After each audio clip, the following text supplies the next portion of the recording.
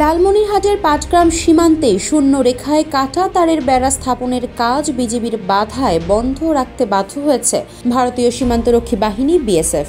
বুধবার বিকেলে border guard বাংলাদেশের রংপুর ৫১ ব্যাটালিয়নের অধিনায়ক লেফটেন্যান্ট কর্নেল মোহাম্মদ সেলিম আলদিন সীমান্তের নির্মাণ কাজ বন্ধ রাখার বিষয়টির সত্যতা নিশ্চিত করেছেন। এর আগে মঙ্গলবার বিকেলে উপজেলার দহগ্রাম ইউনিয়নের একটি সীমান্ত পিলারের কাছে নোম্যান্স ল্যান্ডে কাটা তারের বেড়া এবং লোহার খুঁটি দিয়ে লাইট পোস্ট স্থাপনের কাজ শুরু করে বিএসএফ। এ সময় বিজিবি তাদের বাধা দেয়। বিজিবি সূত্র জানায়, মঙ্গলবার রংপুর ব্যাটালিয়নের অধীনে লালমনিরহাটের পাটগ্রাম থানার দহগ্রাম বিওপির দায়িত্বপূর্ণ এলাকায় ৬ ব্যাটালিয়ন বিএসএফের করুণ ক্যাম্পের সদস্যরা ভারতীয় নাগরিকদের সহায়তায় সীমান্তে পিলারের কাছে কাটা তারের বেড়া এবং লোহার খুঁটি দিয়ে লাইট পোস্ট স্থাপনের কাজ শুরু করেন। বেড়া ও লোহার খুঁটি স্থাপনের খবর পেয়ে সঙ্গে সঙ্গে বিজিবি টহল দল ঘটনাস্থলে পৌঁছায় এবং বেড়া নির্মাণে বাধা দেয়।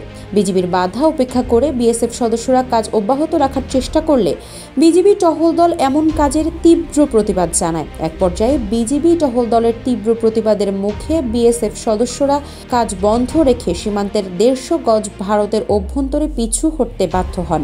এরপর মালামাল সরিয়ে ভারতের অভ্যন্তরে চলে যান তারা।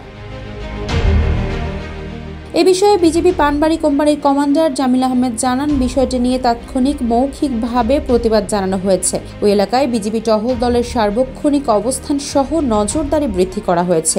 সীমান্ত আইন না মেনে শূন্য রেখায় বিএসএফ এর সহায়তায় কোনো স্থাপনা নির্মাণ করতে দেবে না বিজিবি। এ বিষয়ে কোম্পানি কমান্ডার পর্যায়ে পতাকা বৈঠকও আহ্বান করা হয়েছে বলে জানা গেছে। ব্যাটালিয়ন কমান্ডার পর্যায়ে প্রতিবাদ লিপি পাঠানোর কার্যক্রমও প্রক্রিয়াধীন। এদিকে গত বছর অগাস্ট থেকে ডিসেম্বরের তৃতীয় সপ্তাহ পর্যন্ত অবৈধভাবে ভারতে প্রবেশ করতে গিয়ে ধরা পড়াদের মধ্যে মুসলিমদের সংখ্যায় বেশি বলে জানিয়েছে ভারতীয় সীমান্তরক্ষী বাহিনী বিএসএফ এর দক্ষিণবঙ্গ সীমান্ত অঞ্চলের সূত্রে এসব তথ্য পাওয়া গেছে। এর আগে ২০২২-২৩ সালের একই সময়কালের তুলনায় ২০২৪ সালে বাংলাদেশ থেকে ভারতে অনুপ্রবেশকারীর সংখ্যা কিছুটা বেড়েছে। তবে সারা বছরের তুলনা করলে অগাস্ট থেকে ডিসেম্বরের মধ্যে অনুপ্রবেশ ততটা বাড়েনি বলে জানিয়েছে বিএসএফ। বিএসএফ এর একাধিক কর্মকর্তা বলছেন, বাংলাদেশে যেসব হিন্দু অবৈধভাবে ভারতে প্রবেশ করতে গিয়ে ধরা পড়েছেন, প্রাথমিক জিজ্ঞাসাবাদে তাদের খুব কম সংখ্যক তাদের ওপর অত্যাচার ও সহিংসতার জন্য দেশ ছেড়েছেন, এমনটি জানিয়েছেন। আফসারা নাজ, নিউজ ডেস্ক, ইত্তেফাক।